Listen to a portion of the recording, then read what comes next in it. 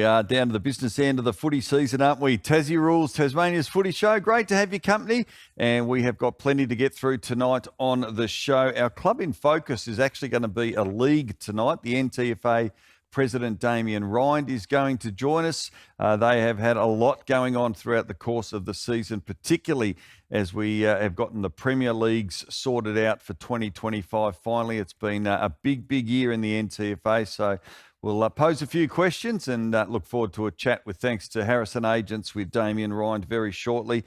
We've got a women's segment with thanks to Cleanaway. We are going to be heading down to Penguin this week as they continue to celebrate their very first NWFL Women's Premiership, which happened last weekend against Wynyard. And with thanks to HST Tree Services, our Footy Around Tasmania will bring you right up to speed with the finals and grand finals that are happening around Tasmania. But firstly, as we do every single week, it's time to have a look at our photos that our supporters have sent from around Tasmania with thanks to the Little Rivers Brewing Company.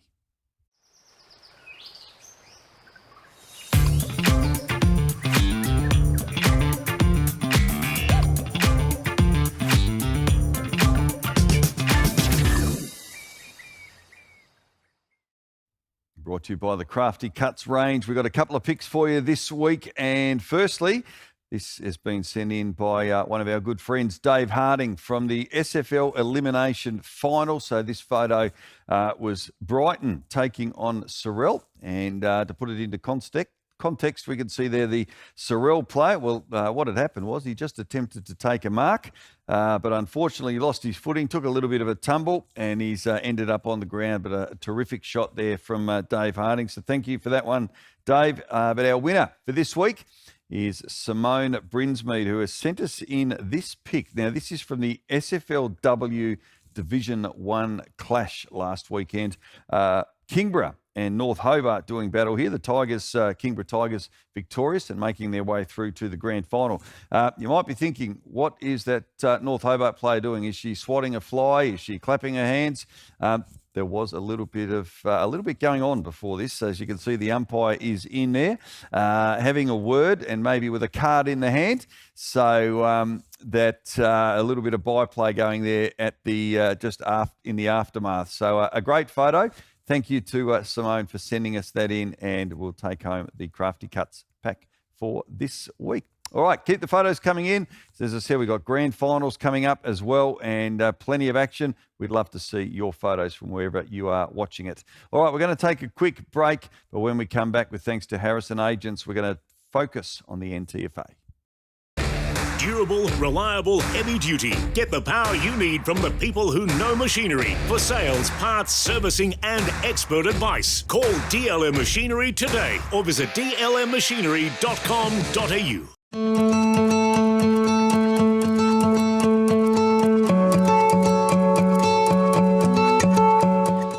Thanks to Harrison Agents. This week, we're going to go a little bit different. We're going to focus on the NTFA competition. It's been a magnificent first couple of weeks of NTFA finals, let me tell you, in Division 1, and of course the Premier Division as well. Plenty of action we'll look at very shortly as well.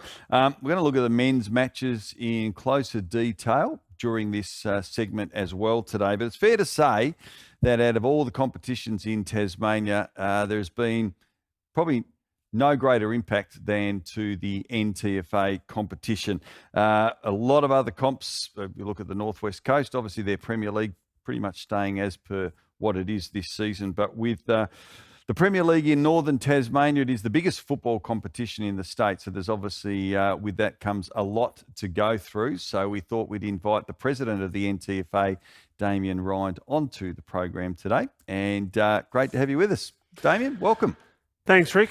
Really appreciate the opportunity, mate, to come in and have a chat. No, fantastic. It's been a big year, and for you and the exec and the board and a lot. Pieces have pretty much been finished now, and everything's sort of, I guess, in position, ready for season 2025. But your first year as president as well of the competition. So you probably didn't expect this when you came. We knew that there was obviously going to be the restructure for 2025, but Have you had time to reflect yet, or not really? You'll do that in a few weeks when the season's over. Yeah, look, I'll probably get the opportunity to do that in a few weeks when the season's over. Although I found myself on Monday night this week at a little bit of a loss. I had no meetings or Right. nothing to do for that night, so I was actually home on time and spent a bit of time with the family, which was nice. Good. The structures for season 2025 pretty much has now been finalised, and we got a graphic here. There's a lot on there, so we will, for our viewers around Tasmania, go through this because obviously at the top we got the Premier League for the men's and the women's. I might just start with the men's and particularly the news, and I think really exciting news with Campbelltown coming into the NTFA competition. Obviously, they were in it many years ago, been part of the Oatlands District Football Association for a number of years, but they'll be in Division 2 men. So we've got 9 clubs in Div 1 and 7 in Div 2. I guess the obvious question, particularly with Campbelltown, they're coming from a competition that's just a senior competition. So obviously now they have to get a reserves team together as well. But I'm assuming obviously they've ticked the boxes that you've got assurances that they'll be okay. Yeah, look, it's been an, I suppose, interesting conversation with Campbelltown over the last probably 3 months. The NTFA's put a lot of time into making sure that we feel that they can meet the targets to be an NTFA member club. And yes, one of the conditions is that they'll have to have that reserve side. So they'll be on the lookout to boost some of their numbers. But the list they provided us was approximately 39 players on their list. And the conversation was around they're having to turn players away or players just lose interest at times because they're not quite in that 22 senior side. So they felt they had a really strong case to be able to get 2 sides together. And we'll monitor that as we get into 2025. So as we saw with the St Pat's women's team last year, they got a provisional licence. Is that actually, in theory, the same with Campbelltown at the moment? They must fulfil that before they are actually totally officially a part of the NTFA? Yes, yeah. So, like I said, it's conditional and provisional licence, so they need to meet the criteria that all the other clubs meet, plus a couple of little extra things that they'll have to meet to, provide us with the assurance that they're going to hit those targets for the beginning of next season. All right, excellent. And look, very proud, obviously, former member of the NTFA as well for many years. I'm not going to touch on the Premier League men's because I think it's been done to death, hasn't it, really? I mean, it's gone on and on for months and months, obviously, with the structure, who's in it, obviously with North Launceston and Launceston coming into the competition along with the 4 successful NTFA clubs. But I want to get on to the women's because there's obviously been a lot of talk in the community about this in particular with the Premier League. Obviously, there are going to be women's teams there, but Division 1, and I guess the main thing there is really around Bridge North, Old Launcestonians and Old Scotch. And if we look at who's left in the Premier Division for women this year, it's those 3 clubs. They're obviously not going to be in the top tier next year. Are you concerned that these 3 clubs who have over the past few seasons built a fabulous culture, developed and nurtured a lot of these players to represent their clubs, that there is now the real possibility of 2 things happening. They'll be lost to Premier League clubs because of the fact that it's been announced officially that if you want to play rep footy for the NTFA or to play for Tasmania, you must be playing in the Premier League. I guess your personal feelings on that, and how do you think, or how does the NTFA think it's going to impact those 3 clubs? Yeah, look, I've got no doubt there will be some impact on those 3 clubs, especially for those women who aspire to play state football and to represent the NTFA. I suppose the flip side of that, though, Rick, is it gives potentially opportunity for young girls coming out of the under-17s to join Premier League clubs and strive to represent their state and the NTFA. So, look, personally, I'd like to think that 2025 will still be a bit of a transition year for some of those women and girls to decide where they would like to play in 2025 and 2026. And the communication to the NTFA is still around 2026. There'll be VFLW opportunities. And with state football next year, there'll be some state academy-based training. So that'll also give women and girls the opportunity to work under the state coach in each region and to put their best foot forward to represent not only the state, but the NTFA. And so as it stands now, with bearing all that in mind, can players, if they choose to stay with those three clubs in particular that we're focusing on, will they have that opportunity to be part of the academies and rep footy if, as we say, next year is a transition year? Are they up for selection? It's a good question. The short answer is no. The reasoning around that is AFL Tasmania puts on state football and they're putting on the representative football for the NTFA. And the guidelines we've been given by AFL Tasmania is that all the players are to come from the Premier League to be eligible to play state footy and rep footy. So the work that the clubs and the NTFA, through Director of Women's Football, obviously with Louise Millwood, the coaches, and you guys as the executive and the board of the NTFA, how do you feel about that? Because the development in the NTFAW has been enormous, and the culture at a lot of these clubs is what keeps players there. So if some of these players decide that and they are going to stay with their club but are good enough to play, what support will they get that there might be some circumstances, mate? Because at the end of the day, surely AFL Tasmania would want their Tasmanian team or the rep teams to have the best players playing. No, you're right. They would. I suppose the other bit that I didn't mention is the NTFA is working with the SFL at the moment to work on a representative game between the Division 1 men's and women's teams and the Division 1 men's and women's teams down there. So there'll still be opportunity for them to represent the NTFA at that level. Yeah, look, I guess from a NTFA perspective, we're trying to take a holistic and a broad view to understand and implement what we feel is best for the whole association, men's and women's. And as you touched on earlier, it's been a difficult, I think about 10 months I've been in the role, with lots of different media, lots of communication, lots of meetings, council meetings between clubs, individual meetings with clubs behind closed doors as well. So it's been enormous. Yeah. And to try and cater for each individual club is really difficult.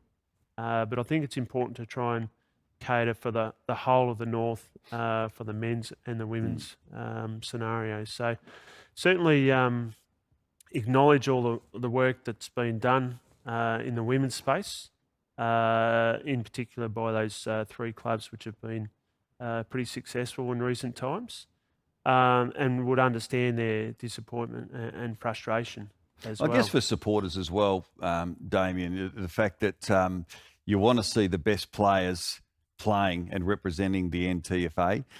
We've seen some great rep games over the last couple of years in particular, but I guess, final question on this really is around the fact that talk about culture and these clubs that have built such great cultures as they all aspire and do.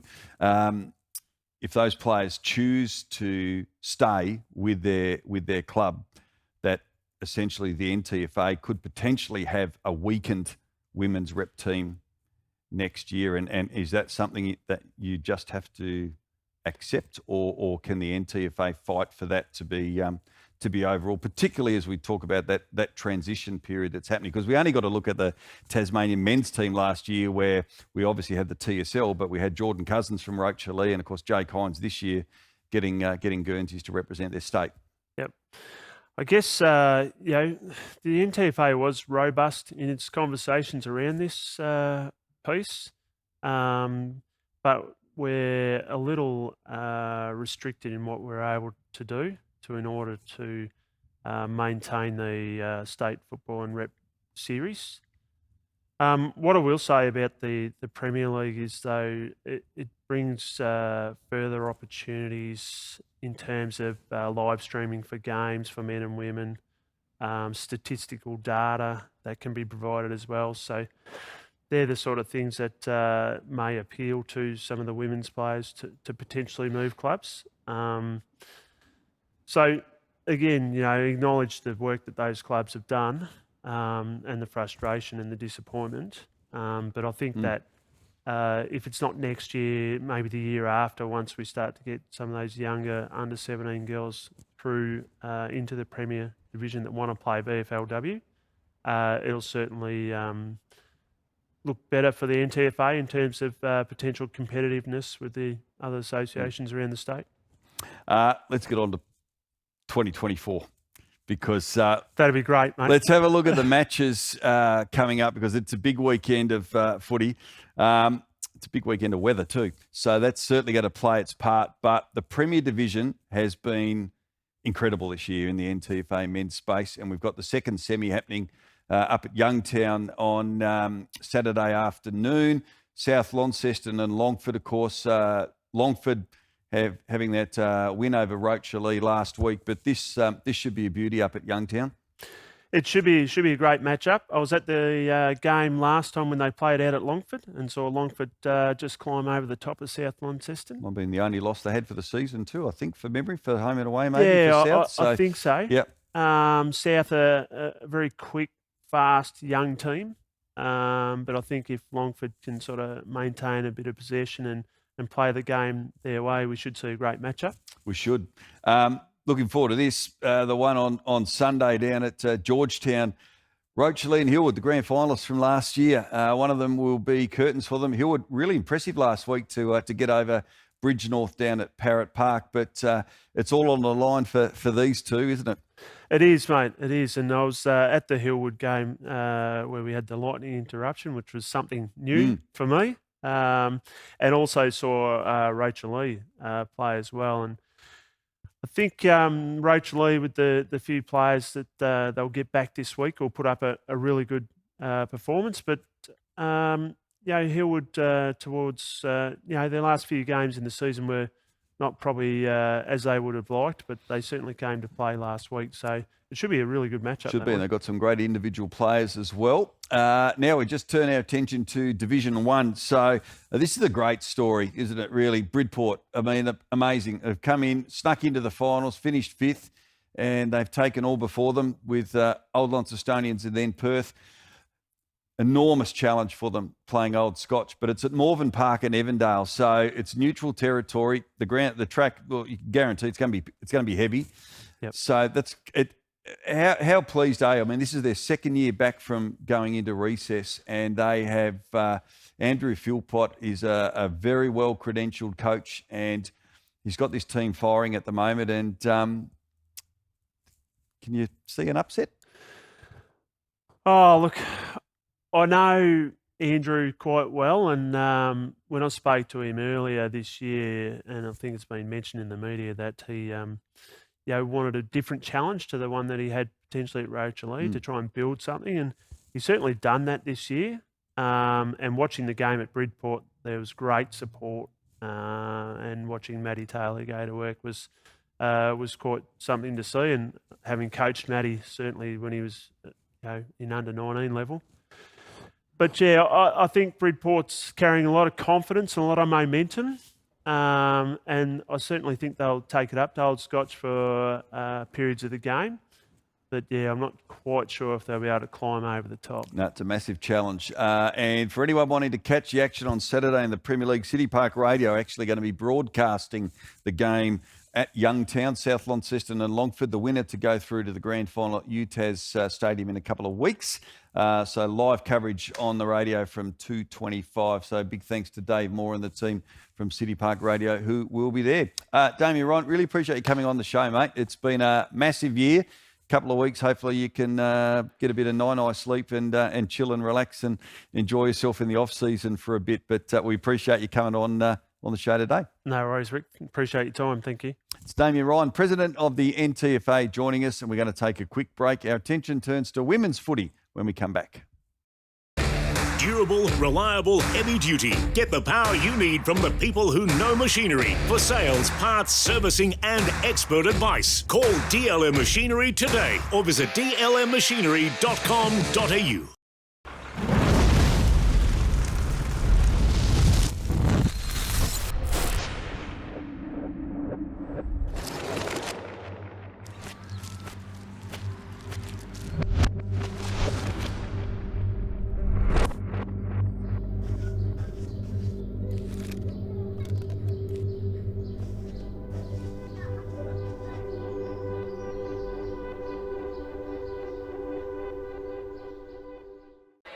She'll kick from about 35 to 40.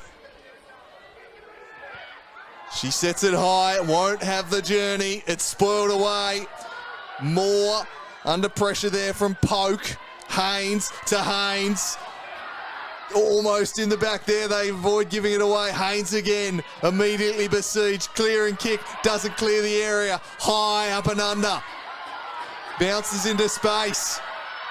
But they're killing clock here, Penguin. Flung back inside despairingly. Great tackle laid by Smith. Haynes picks it up. She shugs free. Couldn't get boot to ball. Whelan saves the day. Yep. But there's no more time because the siren has sounded. And they've done it, Penguin. A backs to the walls operation in the last quarter. They held firm under immense pressure. And they claim the premiership in an... Well, what an absolute thriller of an NWFL Women's Grand Final last Sunday down at the Devonport Oval. With thanks to Cleanaway, it is time for our women's segment. Very special day for the Penguin Football Club. It was their very first senior women's premiership. And I'll tell you what, the game and the day actually itself had just about everything. So to reflect on the game and everything else that happened during the course of the game, it is a great pleasure to welcome one of the stars of the Penguin Football Club, Georgia Purton, who's been good enough to join us from the Two Blues. Hello, Georgia. Congratulations and welcome to the show. Great to have you with us. Hi, thank you. Thank you so much. It's great to be on. Yes. How's your week been? Massive celebrations, no doubt. Oh, big weekend and another big weekend to come, but my phone has just been blowing up with congratulatory messages and just messages from the girls, obviously, with, you know, all the antics that we get up to with the cup and with our medals. So, yes, it's been crazy. Fantastic. We're just seeing a photo there, thanks to Solstice Digital, of you guys with that premiership flag. How special is it? Because as I said in the intro, this was obviously Penguin Football Club's very first women's premiership. Tell us about, I guess, the we'll get on to what happened during the day shortly, but the sense, the reaction for the whole playing group, how special was it? It was, you can't really describe it. I'm lost for words at the moment, thinking back on the moment. There's such a special group of girls. The Penguin Football Club is an amazing place, and to do this for the club and then for ourselves, I feel as though we really deserve it. So it hasn't quite sunk in. It's probably sinking in now talking to you. But yes, it was an incredible day. My heart started racing when I was listening to the commentary into the siren. So I'm still processing it all. But you can't really put words to the moment. It was just surreal.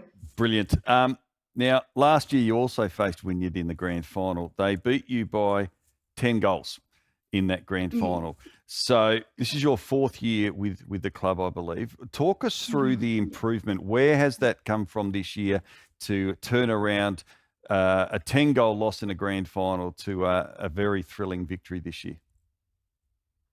I think our endeavour to get better every year. We've still relatively got the same core group from when I first joined the Penguin Football Club, or at least in the last couple of seasons. We've had the same coaching team, and a lot of the girls have stuck around. We've obviously had a few additions and a few losses here and there, but we haven't lost that drive to keep getting better every season, and to turn around from a 10-goal loss in 12 months ago, pretty much 12 months ago to the day, to win, I think is a real testament to our commitment to ourselves and also the goal that we put out as a team. Absolutely. No, it was brilliant, a fantastic day. Now, I mentioned, speaking of the day, in the intro, the day had just about everything. Now, it included around about a half-hour break for lightning in the third quarter. We've got visions of that up on the screen there. Must have knocked out the lights, did it? Because it looks pitch black there almost in the middle of the afternoon at the Devonport Oval. Looking at the scoreboard, you guys were leading 26-1. Came back out in that third quarter, and how were the nerves? Because they kicked the last 3 goals of the game, Wynyard, and were really coming home. What was said in the break, and how did you utilise that half-hour break? Because it's obviously not something that any team and the officials would have obviously banked on happening. During the lightning break, our main focus was to stay switched on and to stay warm. It wasn't easy though, because there was a lot of confusion as to how long we were going to be there. So not knowing how long you have, then not knowing how to stay warm, how warm you need to be, whether you should be refueling with more carbs or anything like that was really tricky. So yeah, it was just a big focus on staying switched on mentally. We obviously didn't quite do that because Wynyard did come out firing, which we knew they would. But yeah, that was definitely on us for probably having a bit of a lapse in our focus on the game. It was really hard. So then we knew for the last quarter, we really were going to have to hold up the ball as much as we can and capitalise on whatever ball and whatever possession we could get. Well, definitely not ideal, not how we wanted the game to go.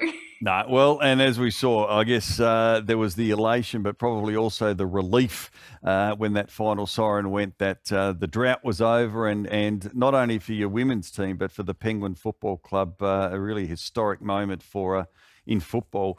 Just the final question, in terms of women's football down the northwest coast, how strong is it? And how, because we've seen obviously with the rep team have been very, very strong over a number of years. It seems to be the women's competition just seems to be growing and growing, not only in numbers, but the quality of the football. Would that be a fair assessment? Oh, absolutely. I can only really speak to Penguin, obviously, but the commitment that they have for the junior program, widespread, but then also really focusing on getting young girls into football is incredible. It's so great to watch as well. We're a very big family club, so we always get around our juniors and go and support them. So right from the under 12s through to the under 17 girls, there's some incredible talent coming through, and it's a credit to the effort and the time, funding and everything that's going into the junior program. So it's very exciting. Tremendous. Well, look, congratulations once again, Georgie, to you and your players and the coaching staff and the community. And I guess it sounds to me that the celebrations are going to continue this weekend. So enjoy those as well. But look, lovely to have you on the show. We really appreciate you jumping on our footy show and having a bit of a chat about the Penguin Football Club, and congratulations. Thank you so much. It's been fantastic. Great to have you with us. That's Georgia Purton joining us there from the Penguin Football Club, the premiers in the NWFL women's competition. We're not quite at the grand final stage yet in all the other women's competitions, so we'll just quickly tell you before the break what's coming up. The SFL Women's Division 1, it is the preliminary final coming up this weekend, and North Hobart are taking on Clarence. This game is going to be played at the beautiful North Hobart Oval at 11 a.m. on Saturday. North Hobart, they went down in last week's qualifying final to Kingborough, who are straight through to the grand final. The Demons going down by 18 points after trailing by just a point at three-quarter time, whilst Clarence, well, they advanced to the prelim. They proved too strong for Lauderdale, winning by 22 points. To the SFLW final schedule for Division 2. And see that as well on your screen. At Abbotsfield Park, Claremont are going to be taking on New Norfolk, and that game is at 10 a.m. Claremont are going to be the hot favourites, undefeated this season. New Norfolk, well, they had a strong win last weekend over University by 22 points. And in the final game at Signet Oval at 1 p.m, it's going to be Hutchins and Port, second and third respectively. After the home and away season, they've met once this season in round 11. Port victorious by 15 points, and the winners of each semi-final will move straight through to the grand final, and that is going to be played at North Hobart next Sunday, the 8th of September. And finally, let's have a look at the NTFA Women's Finals coming up. The schedule for the Premier and Division 1 there on your screen. The Premier Division second semi. Well, these two sides, they've built an incredible rivalry over the last few years. Bridgenorth and Old Launcestonians, they met in last year's grand final where OLs defeated the Parrots after Bridgenorth were undefeated up until that point. This year, Bridgenorth have got a 2-1 advantage, winning most recently a fortnight ago by 27 points. For the winner, well, they'll be through to the grand final. And for the loser, they will take on Old Scotch in the preliminary final next Saturday. And Division 1, at the bottom there of the screen, you can see it's going to be Hillwood and Deloraine. That's at Morven Park at Evandale on Saturday at 10:15. Hillwood actually finished on top of the ladder, but went down last week to Meander Valley, who were a grand finalist last year by 23 points. So they'll be looking to bounce back in this cutthroat prelim final against Deloraine. But they sounded an ominous warning, did Deloraine, last week restricting Georgetown to just 1 point and winning by 82 points, the reigning premiers. The grand final, well, that's going to be held at UTAS Stadium next Saturday, and we'll have live coverage of that as well. So that is a big wrap, comprehensive wrap on women's football with thanks to Cleanaway. We'll be back just after the break. Durable, reliable, heavy duty. Get the power you need from the people who know machinery. For sales, parts, servicing and expert advice, call DLM Machinery today or visit dlmmachinery.com.au. HST Tree Specialists. We are the industry leaders in vegetation management in Tasmania. Our services include tree solutions, hazardous vegetation removal, and project consultations. We are committed to eliminating vegetation-based risk in Tasmania while being sensitive to environmental impact, with a strong focus on health and safety practices. And from large-scale government and commercial projects, small private arboriculture jobs, and equipment hire, MyTas recommends HST. So thank you to HST Tree Services. We're going to take a look at football around Tasmania, and our focus is on the other remaining finals matches that are happening this weekend. Let's have a look at the SFL firstly in the men's competitions. It is semi-final weekend coming up, and we can see there the senior matches at the top of the screen. We've got Huonville taking on Brighton. This will be at the Huonville Oval, 2 o'clock this Saturday afternoon. Now, Huonville, well, they'll be looking to bounce back from their qualifying final defeat last week. That was to Lindisfarne.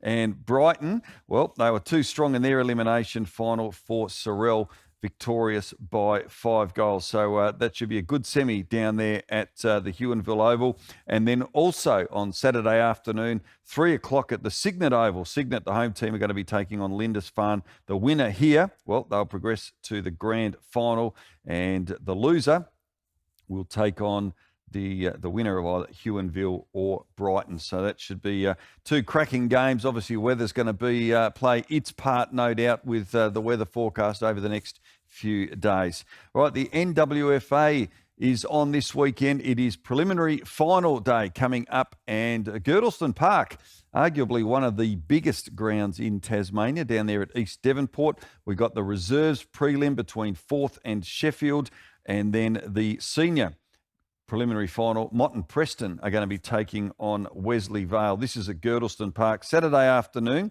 for a spot in next week's grand final. The winner, They're going to take on a red-hot Sheffield in the grand final. So they'll certainly go in as heavy favourites, but should be a very good prelim final between Mott & Preston and Wesley Vale. Sticking with the Northwest Coast, the Darwin Association, it's their grand final coming up this Saturday, and it is going to be held at the showgrounds at Wivenhoe, just on the outskirts of Burnie. Times there on your screen, 11:30 for the reserves, 2 o'clock for the seniors. The Queenstown Crows are going to be taking on Somerset, and that should be a very, very big day for the Darwin Football Association. Now, Somerset in the senior grand final, they actually came from a 20-point deficit at quarter time to win a nail-biter by 3 points against Ridgely in the preliminary final. They will face a massive task because the Crows, well, they were far too strong for them a fortnight ago, will be very heavy favourites in the grand final. But, as we said, the weather's going to play its part. It'll bring teams a little bit closer, and that should be a very good day coming up.